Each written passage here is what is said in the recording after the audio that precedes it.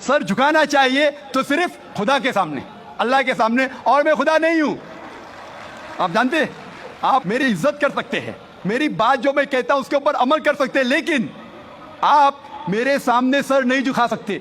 नमस्ते, नमस्ते के क्या मानिए भाई साहब, आप बोल सकते हैं क्या मानिए? माइक्रोफोन ऑन कीजिए जरा भाई साहब का। नमस्ते मतलब मैं सर झुका के मैं आपको नमन करता हूँ। हाँ, सर झुका के आप मुझे नमन करता हूँ। नमन करता हूं, सर झुका के। सर झुका के मुझे नमन करना शिर्क है, हराम है, प्रोहिबिटेड है। आप मेरे सामने भी सर नहीं झुका सकते, चाहे आप मुझसे मोहब्बत करते हैं, चाहे आप मेरी इज्जत करते हैं, फिर भी। इसीलिए मैं जवाब में आपको कहूंगा अस्सलाम वालेकुम, आप पे सलामती हो, आप पे सलामती हो। आप समझे ना, मैं आपके सामने झुक नहीं सकता हूं। ये सिर झुकेगा तो सिर्फ अल्लाह के सामने, सिर्फ खुदा के सामने। तो आपने बड़प्पन में मुझे कहा, लेकिन अगर गलत चीज कहा तो मैं वापस से जवाब नहीं दे सकता हूं, क्योंकि मैं जानता हूं जो लोग नहीं जानते वो ऐसे हरकत कर सकते हैं। मिसाल के तौर पे 1 महीना पहले मैं जब बॉम्बे एयरपोर्ट पे था तो एक औरत, हिंदू खातून, मुझे पूछी कि आप डॉक्टर जाकिर नाइक है? आयु डॉक्टर जाकिर नाइक? मैंने कहा जी।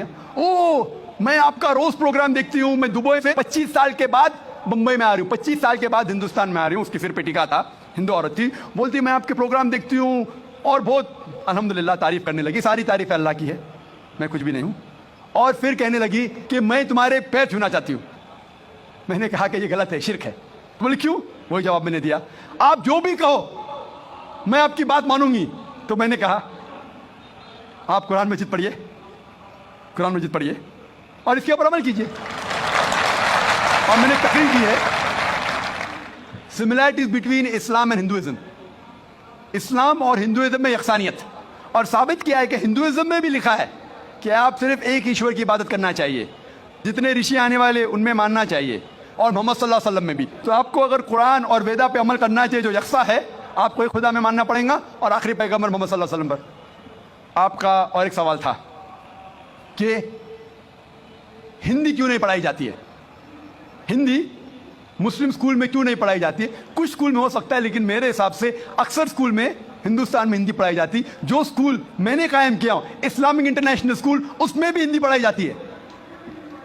नए हिंदी, मराठी भी, जो हमारे स्टेट लैंग्वेज है, हम पढ़ाते हैं, जोर देते हैं अंग्रेजी और अरबी पर। नंबर 1 अंग्रेजी अरबी, फिर उर्दू, हिंदी, मराठी, आगे चल के संस्कृत भी सिखाएंगे, संस्कृत भी, ताकि हिंदुस्तानी लोग जितने मज़ाहिब इस देश में हैं उसको समझे। मैं गवर्नमेंट से कहता हूं कि हिंदुस्तान में संस्कृत आम करो। संस्कृत आम करेंगे तो लोग वेदा पढ़ेंगे, पढ़ने के बाद हक के तरफ आएंगे और हिंदू मुस्लिम एक हो जाएंगे। हिंदी को छोड़ो, संस्कृत, क्योंकि वेद संस्कृत में, हिंदी में नहीं है। हिंदू की जबान है संस्कृत।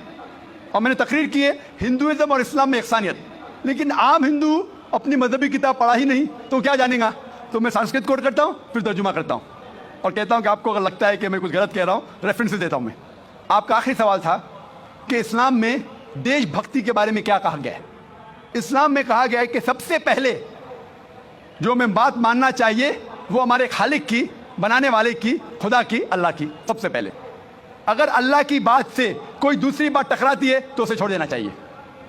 जहां तक कि मैं हिंदुस्तानी हूं और मैं गर्व से कहता हूं कि मैं फंडामेंटलिस्ट मुस्लिम हूं, I am a good practising Indian. Fundamentalist, बुनियाद परस्त मुस्लिम भी हूं और अच्छा हिंदुस्तानी भी हूं। मैं हिंदुस्तान के कॉन्स्टिट्यूशन को जानता हूं। हिंदुस्तान के कॉन्स्टिट्यूशन में एक भी चीज फर्ज नहीं है जो इस्लाम में हराम है, और ऐसी कोई भी चीज नहीं है जो हमें मजबूर करती है जो इस्लाम में हराम है। और हिंदुस्तान के कॉन्स्टिट्यूशन में, इंडियन कॉन्स्टिट्यूशन में ऐसी कोई भी हराम चीज नहीं जो इस्लाम में फर्ज है और इंडियन कॉन्स्टिट्यूशन में हराम है। तो मैं दोनों को साथ में लेके चलता हूं, लेकिन अगर टकराव होगा, मेरे हिसाब से I can be a very good Muslim and a good Indian. मैं अच्छा मुसलमान भी हूं और अच्छा हिंदुस्तानी भी हूं। लेकिन अगर आगे चल के, अभी तो कोई टकराव नहीं है, लेकिन अगर आप ऐसे देश में हैं जो देश का कानून अपने खालिक के कानून से टकराता है, तो खालिक का कानून ऊंचा है, खालिक का कानून ऊंचा है, खुदा का कानून ऊंचा है, अल्लाह का कानून ऊंचा है, फिर आता है देश।